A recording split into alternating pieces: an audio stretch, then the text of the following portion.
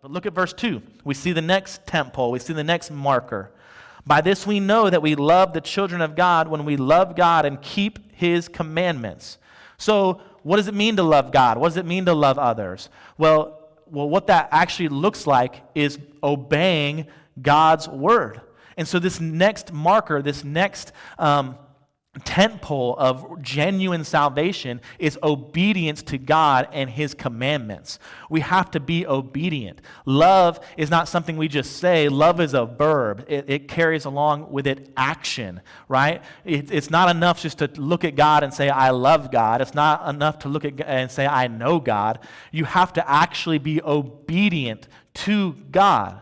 And if you've ever raised kids or been around someone who is raising children, you understand that for the majority of things, parents have rules and regulations for their kids for their well-being, for their good. They have rules and regulations because they love their kids and don't want to see them get hurt.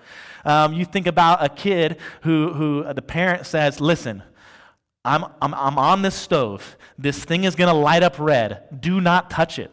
Do not touch it. And why does the parent do that? Do they do that because they hate their children? No. Do they do that to withhold some sort of pleasure from their children? No. They do that to protect them because they know if you touch it when it's red, it's going to burn your hand and you're going to cry and then we're going to have to get treatment. We're going to have to do all this stuff. So don't touch it. It's not good for you, right? Or I think about the example, and I love this, probably because I saw it play out in action, but you have a 3-year-old, 3-year-old who's in the front yard, right? And they're playing with a ball, right? And they're just kicking it around. They're just loving life, man. Their whole world is the ball, right? And the ball, they kick it and it goes out into the middle of the street, right? And the kid, 3 years old, they have zero concept of death. They have zero concept of cars. They have zero concept of what would happen if a car would hit them. All they know is my ball is in the street and I need to go retrieve it. And so they go and they run hard after that ball, and the mom or the dad or both of them are up near the house and they say, no, stop, don't go on the road, don't go on the road. And the kid looks back and they say, well, I'm just trying to get my ball. I don't understand. And many times that's what we are with God. We get so fixated on the things of this world, we get so fixated on our own things that when God says, don't do it, don't stop, turn away, don't do those things, we're like, but God, I'm just doing this. I don't understand. Because here's the thing, God does not tell you to do things so that you don't have fun. God's not trying to keep you out of fun. He's not trying to keep you out of pleasure. He's not trying to keep you away from things that are good for you. He makes rules and regulations to keep you away from things that are bad for you. Listen, the truth is that God's commandments are given for our spiritual good. To disobey them could bring disaster into your life. Listen, it's like a soldier, right? You have a soldier who goes to his commanding officer, and the commanding officer says, listen, I need you to do X, Y, and Z. And the soldier says, yes, sir, absolutely. And he repeats it back, I will do X, Y, and Z. What happens if the soldier doesn't follow through? What happens to that soldier? That soldier gets disciplined, right? It doesn't matter that the soldier knows. It doesn't matter that the soldier is able to repeat the commands that he got. The only thing that matters is if he follows through with the commands. And it's the same with us. We might know the commands of God. We might be able to quote some scriptures. It doesn't matter. If you are not being obedient to those things, then what is it good for? It's not good for anything. And what's being talked about here in verse 2 is talking about, it's something that's constant. It's something that's continual.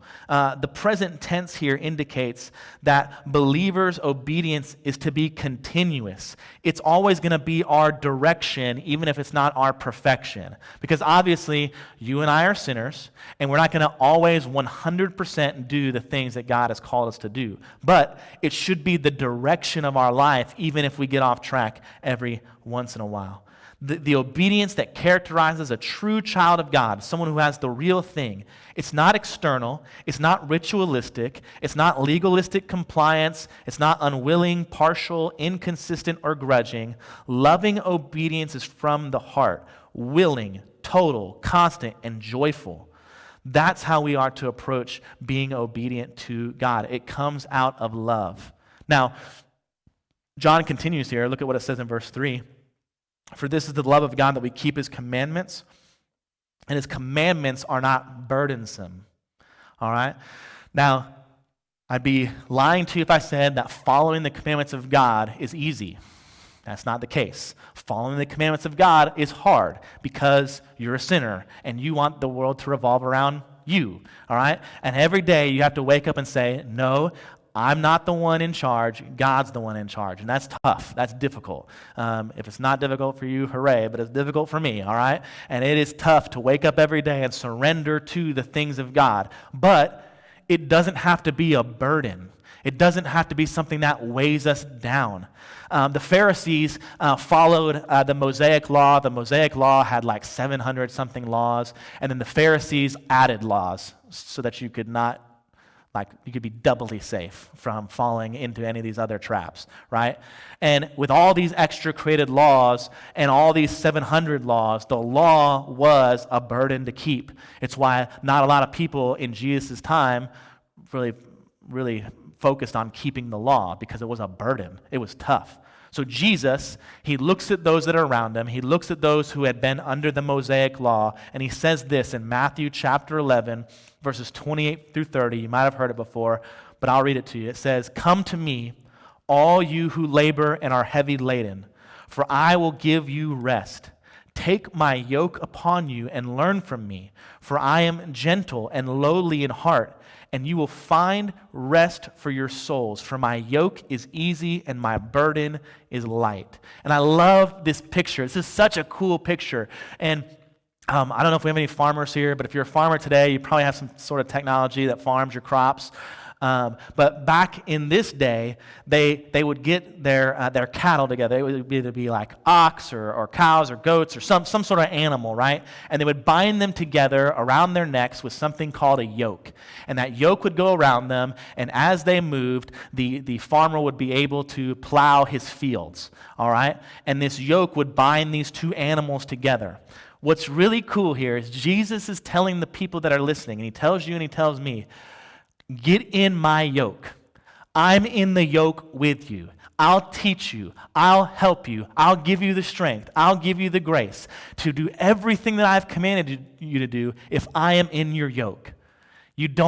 My burden is easy. My yoke is easy. My burden is light when you're in the yoke with me. Now, following the commands of God does become a burden when Jesus isn't in your yoke. All right? If pleasure is in your yoke, guess what? It's going to be difficult to follow the commands of God, and it's going to be a burden because you're not going to want to do it. You have no desire to do God's commandments, right? If you've got some lost friends who are like your best friends and they're in the yoke with you, right? It's going to be a real burden to follow after God. Anything else that you can think of, a pursuit of money, a pursuit of happiness, a pursuit of anything else. It's not Jesus. If there's anything other than Jesus in the yoke with you, it's going to be a burden. But if Jesus is in the yoke with you, it's not a burden. It's not a burden. And this is the cool part, is that if we have the real thing, if we have real salvation, then that makes obedience possible. And if we love God, it makes obedience desirable. It makes it something that we want to do. Let me show you this. David writes about this, Psalm 119. I'm going to show you a bunch of verses. I'm going to put them on the screens here, and I want you to see if you can identify the commonality in these 5 verses. Psalm 119, verse 14 says, "I have rejoiced in the way of your testimonies as much as in all riches." Verse 16, "I will delight myself in your statutes. I will not forget your word." Verse 24, "Your testimonies also are my delight and my counselor." Verse 97, "Oh, how I love your law. It is my meditation all the day." Verse 103, "How sweet are your words to my taste, sweeter than honey to my mouth." Do you get the commonality?